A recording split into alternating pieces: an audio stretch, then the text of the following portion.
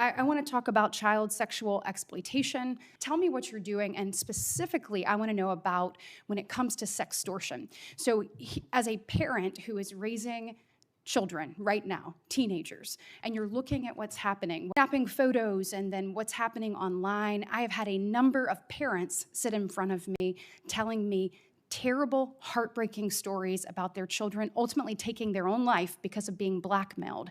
I want to know, what steps are you taking to get to the bottom of that and to absolutely end this? If this were happening in a storefront, Mr. Director, that store would be shut down, no matter where it was, coast to coast, and yet we continue to allow these things to happen, and we've got to have a more targeted approach. What are you doing to protect children, and specifically sextortion? So in our VCAC initiative, our Violent Crimes Against Children is our umbrella enterprise operations hub for things like Operation Enduring Freedom and Operation Not Forgotten and Operation Justice. And in things like that, those are producing the results that I told you about. 1,500 child predators arrested, 300 human traffickers arrested, 4,700 children identified and saved, a 35% increase from year to date last year alone.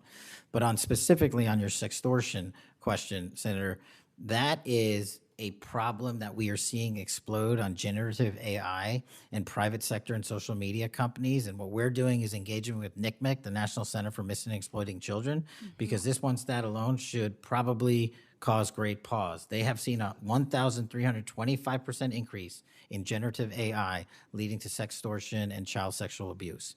That cannot be countermanded by the FBI alone. We have embedded people at NCMEC and have a great partnership with them.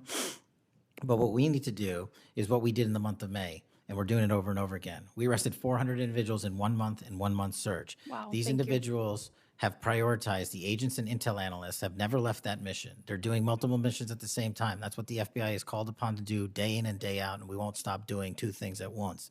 But we need help from social media companies. We need help from the private sector and the internet service providers that allow this generative AI to be hosted on their platforms. We have got to get a resolution on that with our partners in Congress and the private sector.